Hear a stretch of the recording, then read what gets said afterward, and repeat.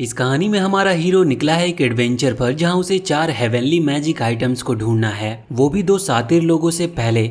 ये बहुत लंबा सफर है, इसीलिए वीडियो थोड़ा लंबा है, लेकिन आप वीडियो में कहीं पर भी बोर नहीं होगे, ये मेरी गारंटी है। अब हमें ये पता चलता है कि हमारा हीरो पो इस सीरीज में 4 हेवनली मैजिक आइटम ढूंढने वाला है, लेकिन ये 4 आइटम उसे वेरुका और क्लाउस से पहले ढूंढना है। दरअसल इन चारों मैजिक आइटम को टेंसेंट वेपन भी कहा जाता है। वेरुका और क्लाउस इन्हें पहले ढूंढकर एक जॉम्बी की पूरी आर्मी खड़ी करना चाहते हैं, जो कि इस पूरे दुनिया के लिए ठीक नहीं होगा।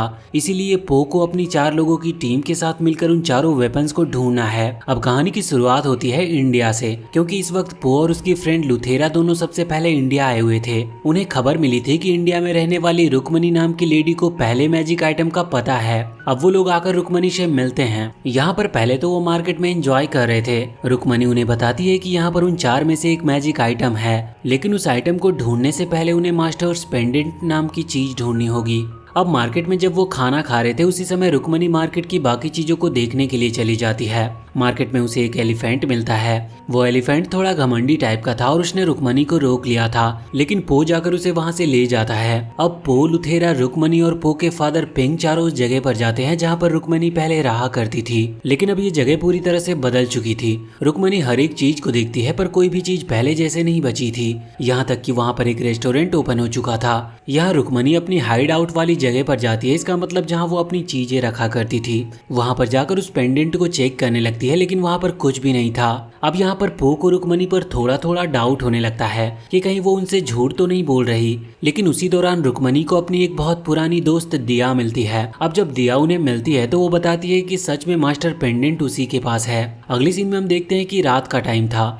लुथेरा इस वक्त बैठकर खाना खा रही थी और थोड़ी उदास थी। तभी पिंग उसके पास आता है और जब वो उससे उदास होने का कारण पूछता है तो इस पर लुथेरा बताती है कि वो अपने भाई की वजह से उदास है, क्योंकि वो एक बहुत ही पावरफुल नाइट है और लुथेरा उसकी तरह पावरफुल नहीं। जिस पर पिंग कहता है कि चिंता मत करो, हर किसी का टाइम आता है जब उसे अपनी काबिलियत साबित करने का मौका मिलता है, और तुम्हारा भी वक्त जरूर आएगा। अब पिंग की बातों से मोटिवेट होकर लुथेरा चली जाती है उस मास्टर पेंडेंट को ढूंढने के लिए, जिससे कि वो वेरुका और क्लाउस को रोक सके। अब वो वहाँ हर तरफ उस मास्टर पेंडेंट को ढूंढ रही थी और इधर पो, रुक्मणी और दिया तीनों ही आपस में बात कर रहे थे। जहाँ पर दिया उन्हें बताती है कि असल में यहाँ इस जगह पर कुछ समय पहले कुछ बुरे लोगों ने कदम रखा था और फिर नेचुरली सभी लोग उन्हें कूल समझने लगे और उनका फैशन फॉलो करने लगे। इस वजह से आज ये जगह पूरी तरह से बदल चुकी है। वैसे अब वो कहने लगती है कि पेंडेंट तो मैं तुम्हें दे दूंगी, क्योंकि मुझे नहीं पता कि उसका यूज कैसे करते हैं, लेकिन मैं भूल गई हूँ कि मैंने उसे कहाँ रखा था। अब तभी वहाँ पर लुथेरा और पिंग आ जाते हैं।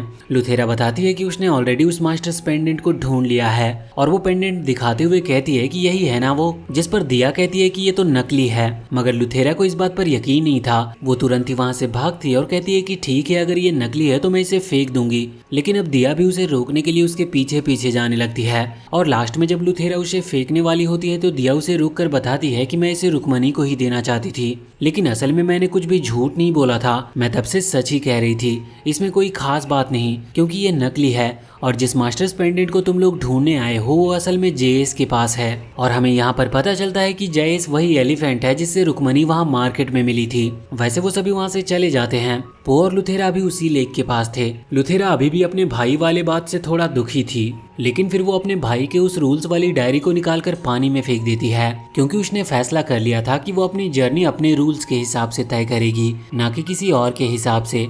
अब सीन चेंज होता है और अगले सीन में हम देखते हैं कि एक नाव जो कि समुद्र को पार करते हुए एक आइलैंड की तरफ बढ़ रही थी, उसमें उस वक्त वेरुका और क्लाउस सफर कर रहे थे। वो निकल पड़े थे विंड हेलमेट को ढूंढने के लिए, जो कि दूसरा टेंसेंट वेपन है। असल में उन्हें पता चल चुका था कि वो कहाँ पर है, लेकिन रास्ते में उनका मूड खराब हो जाता है जब उन्हें पता चलता है कि उन्होंने इतनी मेहनत से जिस फायर फ्लिप नाम के वेपन को ढूंढा था वो तो नकली निकली।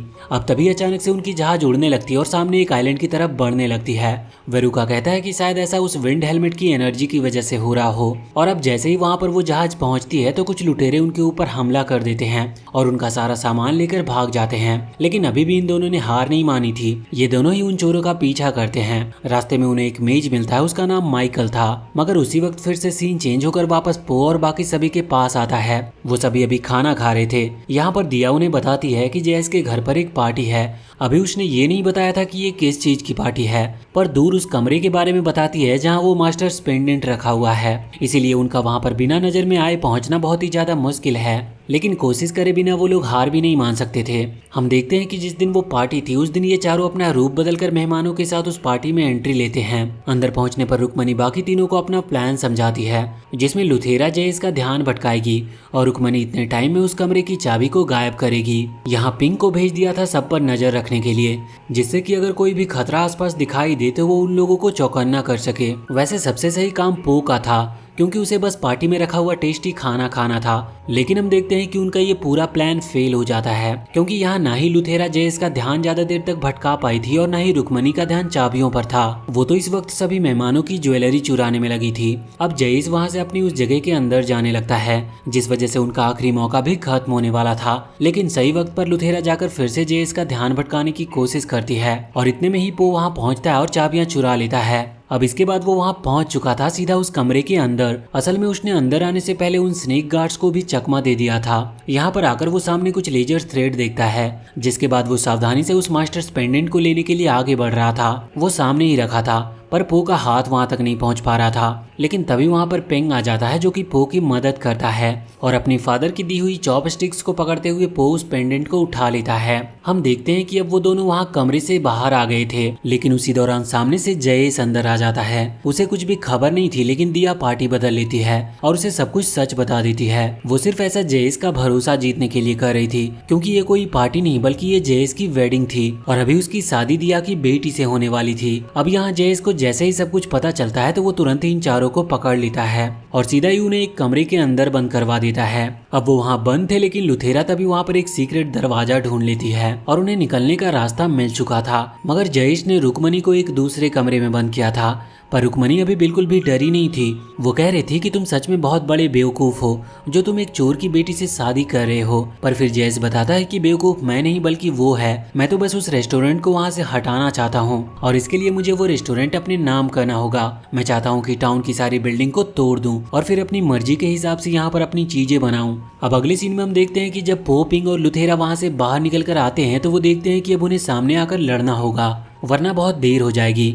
लेकिन अब यहाँ वो स्नेक गार्ड्स भी बहुत ज्यादा ताकतवर थे। हम देखते हैं कि रुक्मणी भी वहाँ बाहर आ चुकी थी, उसने खुद को छुड़ा लिया था। लेकिन अब उसका सामना यहाँ पर दिया से होता है। वो कहती है कि उसे रुक्मणी पसंद थी, लेकिन वो इस जगह को छोड़कर चली गई और जब वो वापस आई तो सिर्फ इस पेंडेंट के लिए। पर अब रुक्मणी उसे बताती है कि जयेश सिर्फ इस टाउन पर राज करना चाहता है, इसीलिए तुम्हारी बेटी से वो शादी कर रहा है। तो इस पर दिया कहती है कि उसे इस बात से कोई फर्क नहीं पड़ता और फिर वो गुस्सा होते हुए रुक्मणी पर हमला कर देती है। अब इस सब के बाद हम देखते हैं कि दिया अपनी बेटी की शादी जयेश से कराने के लिए तैयार थी और जयेश इस वक्त दिया की बेटी को वही पेंडेंट पहना रहा था। अब जैसे ही उसे वो पेंडेंट पहनाता है उसी समय वहाँ पर पेंग आ जाता है और उस पेंडेंट को गले से निकालते हुए नीचे फेंक देता है। वो पेंडेंट नीचे गिरकर टूट चुका था। हम देखते हैं कि उसके टूटते उसमें से कुछ चीजें निकल कर आई थी जो कि ग्लो कर रही थी और अचानक से वो चीज पिंक की बॉडी में चली जाती है और फिर इसके बाद वो पिंक की बॉडी में भी ग्लो करने लगी थी। अगले सीन में हम देखते हैं कि माइकल वेरुका और क्लॉस को बताता है कि वो असल में उस विंड हेलमेट का गार्ड है और उनके पास वो विंड हेलमेट भी है। दरअसल वो एक विच फैमिली से है और पूरी फैमिली एक पूरा आइलैंड क्रिएट करने के लिए इस जगह पर आई थी। उस फैमिली को उनकी जगह से निकाल दिया गया था, जिस वजह से वो यहाँ पर आए थे। अब इस हेलमेट को देखते ही वेरुका ने सोच लिया था कि उसे वो हेलमेट चाहिए ही, लेकिन देखकर ही उसके कुछ इरादे ठीक नहीं लग रहे थे। लेकिन अब माइकल ये बातें अच्छे से जानता था कि इस हेलमेट जैसी पावरफुल चीज को किसी गलत हाथों में पड़ने देना सही नहीं होगा, इसीलिए वो भी उसे देने को तैयार नहीं था, जिस कारण दोनों के बीच एक खतरनाक लड़ाई होती है जिसमें वेरुका जीत जाता है और अब उनके पास वो हेलमेट आ चुका था तो वो दोनों ही वहाँ से तुरंत भाग जाते हैं। विंड हेलमेट की पावर सच में बहुत ज्यादा थी। माइकल ने लड़ाई के वक्त उसी हेलमेट की पावर का इस्तेमाल किया था, लेकिन फिर भी वो नहीं जानता था कि उस हेलमेट की पूरी पावर का इस्तेमाल कैसे करना है, इसीलिए वो वेरुका से हार गया। अब इन्हें तो वो हेलमेट मिल चुका था, इसीलिए अब इनमें कॉन्फिडेंस आ गया था कि वो बाकी के वेपन्स को भी ढूंढ लेंगे और इसके बाद वो दोनों हेलमेट की पावर से वहाँ से आगे बढ़ जाते हैं। इसके बाद वापस से हम पो के पास आ चुके थे, जहाँ पर हमें पता चलता है कि उस पेंडेंट के अंदर मास्टर की स्पिरिट थी। ये वही मास्टर थे जिनका वो पेंडेंट था और पेंडेंट के टूटने की वजह से वो स्पिरिट अब पिंक की बॉडी के अंदर चली गई थी। पिंक की बॉडी से ही मास्टर बोल रहे थे और अब जब वो रुक्मणी के हाथ में फायर वेपन को देखते हैं तो वो कहते हैं कि ये वेपन तो मेरा है।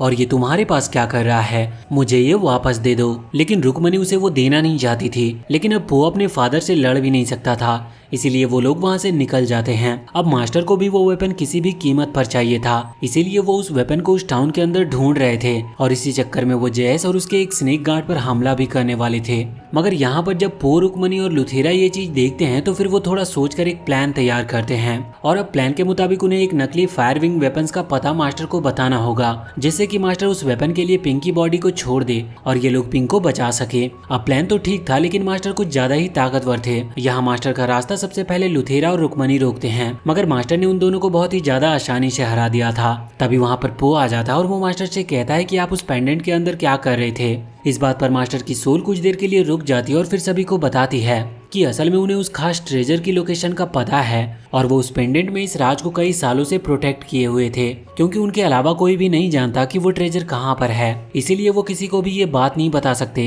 क्योंकि वो जानते हैं कि हर कोई सिर्फ यही चाहता है कि वो उस वेपन को किसी भी तरह लेकर पावरफुल बन सके। और अब वो पो पर भी हमला कर देते हैं, लेकिन यहाँ पो उनके एक भी अटैक का जवाब नहीं दे रहा था। वो कहता है कि वो हमला नहीं कर सकता क्योंकि मास्टर इस वक्त उसके फादर की बॉडी में है। पर अब अचानक से मास्टर की सोल पर पिंक भारी पड़ने लगता है, जिस वजह से पिंक को अब होश आ चुका था। लेकिन पो फिर से मास्टर को बुलाता है। मास्टर ने उन्हें कसकर पकड़ लिया था, लेकिन पो उन्हें सच बताते हुए कहता है कि वेरुका और क्लाउस दोनों ही बुरे इरादों से चारों टेंसेंट वेपन को ढूंढ रहे हैं और हमें उनसे पहले उन वेपन को ढूंढना होगा, नहीं तो देरी हो जाएगी। पो बताता है कि वो एक जॉम्बी की बहुत बड़ी आर्मी खड़ी करके दुनिया पर राज करना चाहते हैं। अब मास्टर को पो पर भरोसा हो चुका था और वो उसका साथ देने के लिए तैयार थे। वैसे वो बताते हैं कि असल में जो चीज उन्हें चाहिए थी वो दुनिया के दूसरे कोने पर है और जो पेंडेंट में लगा हुआ कंपास था, जिसके लिए उन्होंने इतनी मेहनत करके उस पेंडेंट को ढूंढा था, वो असल में किसी काम का नहीं है। वो तो सिर्फ इसलिए लगाया गया था जिससे जो भी इस खास वेपन को ढूंढने जाए वो पहले ही रास्ता भटक जाए। वैसे इसके बाद अब उन्हें निकलना था।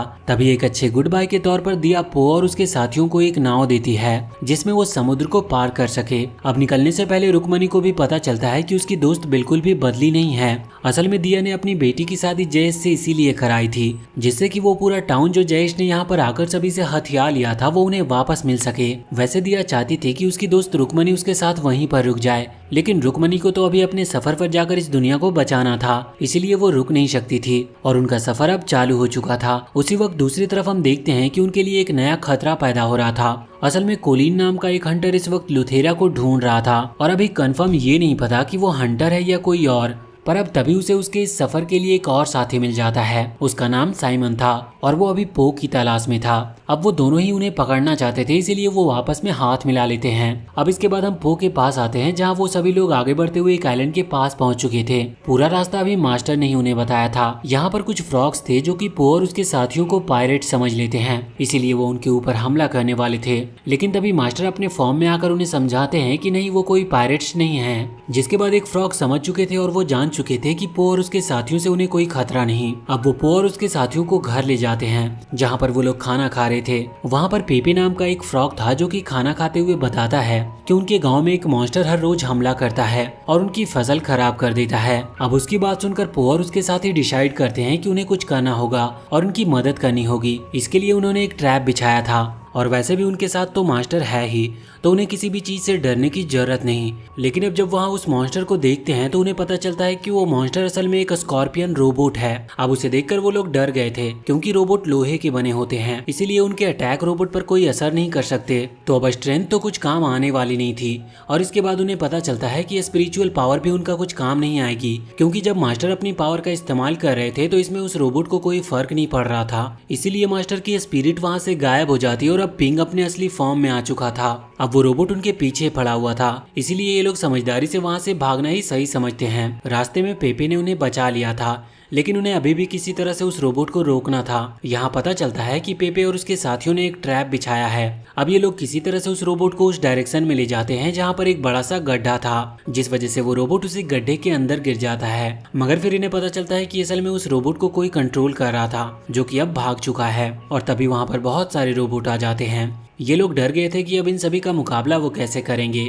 तभी उसी समय आसमान में काले बादल आ जाते हैं और बिजलियां गिरने लगती है। ये बिजलियां सीधा उन रोबोट्स को लगती है, जिस वजह से उन रोबोट का काम वहीं पर खत्म हो जाता है। आगे हम देखते हैं कि वो उन रोबोट्स को वहाँ गांव में ला रहे थे, जिससे कि वो लोग उस पर रिसर्च करते हुए पता लगा सके कि आखिर ये रोबोट काम किस तरह से करते हैं और उनकी कमजोरी क्या है। तभी पो पूछता है कि आखिर वो कौन था जिसने उस लाइटनिंग पावर का इस्तेमाल किया। अब पेपे के पास इसका कोई जवाब नहीं था।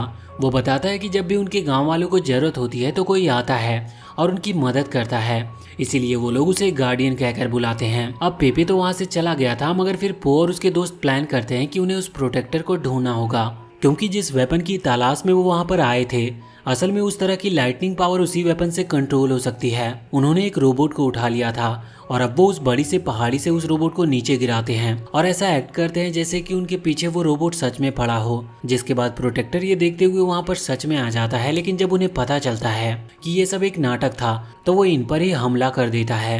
अब ये लोग उस प्रोटेक्टर से लड़ रहे थे, यहाँ तक कि मास्टर भी उससे लड़ रहे थे, लेकिन इन सभी के अटैक प्रोटेक्टर पर कोई भी असर नहीं कर पा रहे थे, क्योंकि उस वेपन की वजह से उसकी स्पीड बहुत ही ज्यादा बढ़ चुकी थी। हम देखते हैं कि यहाँ पर सिर्फ पो ही था जो कि प्रोटेक्टर के मूव्स को कुछ हद तक समझ पा रहा था, इसीलिए वो उन्हें डॉज भी कर पा रहा था और फाइनली वो उस टेंसेंट वेपन को भी प्रोटेक्टर से छीन लेता है। लेकिन पो को नहीं पता था कि इस वेपन का इस्तेमाल किस तरह से करना है। इस वजह से प्रोटेक्टर अपनी स्पीड का फायदा उठाते हुए वेपन को वापस ले लेता है और वहाँ से निकलना ही सही समझता है। अब ये चारों भी उसके पीछे भागते हैं, लेकिन जब वो वहाँ एंड में एक बैटल एरिया में पहुंचते हैं तो वहाँ पर तो कई सारे एनिमल्स थे, इसीलिए ये पता लगाना नामुमकिन था कि उनमें से प्रोटेक्टर कौन हो सकता है। अब वो लोग वहाँ से लौट आए थे। तो इसी के साथ हम इस पार्ट को यहीं पर एंड करते हैं और वीडियो अगर पसंद आई हो तो चैनल को सब्सक्राइब करके बेल आइकन जरूर दबा लें।